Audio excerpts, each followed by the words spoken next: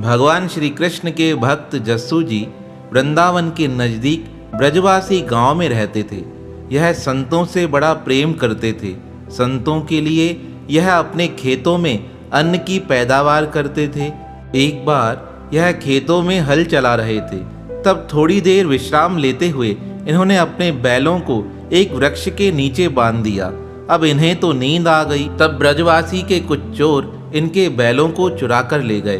अब भगवान श्याम सुंदर को चिंता होने लगी, मेरा भक्त जब नींद से उठेगा तो उसे अपने बैल प्राप्त नहीं होंगे तो उसका मन उदास हो जाएगा। ऐसा सोचकर भगवान श्री कृष्ण ने अपनी दिव्य लीला से 2 अन्य बैल वहां प्रकट कर दिए। अब जस्सू भक्त जैसे ही निद्रा से उठे, उन्होंने अपने बैलों से पुनः हल चलाना प्रारंभ कर दिया। उन्हें तो पता ही नहीं चला यह बैल मेरे हैं या भगवान श्री कृष्ण ने दिव्य लीला से प्रकट किए हैं। कहते हैं इस प्रकार पूरा 1 वर्ष बीत गया। अब जिन चोरों ने भक्त जस्सू जी के बैलों को चोरी किया था, वह भक्त जस्सू के घर के नज़दीक से गुजर रहे थे।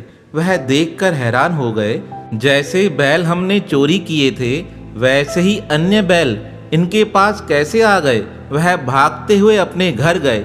सोचने लगे हमारे घर के बैल इसके पास आ गए होंगे, पर वह घर जाकर देखकर हैरान हो गए, घर पर भी वह बैल बंधे हुए थे। पुनः भक्त जस्सू जी के आश्रम पर आए, फिर से वह बैल बंधे हुए थे। वह हैरान होने लगे, भक्त जस्सू के पास इतना धन तो है नहीं जो खेती में हल चलाने के लिए यह बैल को खरीद सकते हैं, पर यह बैल आए कहाँ से। तब वह रोते हुए भक्त जस्सू जी से कहने लगे, हमें एक राज की बात बताइए। हमने आपके बैल 1 वर्ष पूर्व चोरी कर लिए थे, फिर आपके पास यह बैल कहाँ से आ गए। तब भक्त जस्सू जी हंसते हुए कहने लगे, तुमने तो चोरी कर लिया, पर वह माखन चोर अपने भक्तों की रक्षा स्वतः करता है।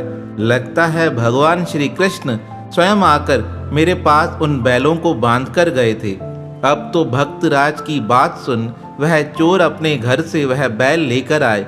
अब जैसे ही वह भक्त जस्सू जी के बैल भक्त जी के आश्रम पर आने लगे, तभी वह भगवान के द्वारा आए हुए दिव्य बैल उस आश्रम से अदृश्य हो गए। भक्तराज की ऐसी लीला देख वह चोर तो भक्तराज से क्षमा मांगते हुए कहने लगे, हमें क्षमा कीजिए, हमें अपना शिष्य बना लीजिए। तब भक्त जस्सू ने प्रसन्न हो उन चोरों को अपना शिष्य बना लिया।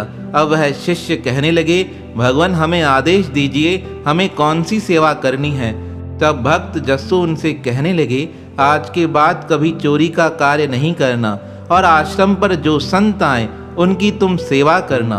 वह चोर बड़े प्रसन्न होकर भक्तराज जी से आशीर्वाद लेकर अपने घर आ गए। तो देखिए भगवान अपने भक्तों को किसी भी दुविधा में आने नहीं देते। उनके ऊपर संकट आए उससे पहले ही भगवान भक्तों के संकट को दूर कर देते हैं।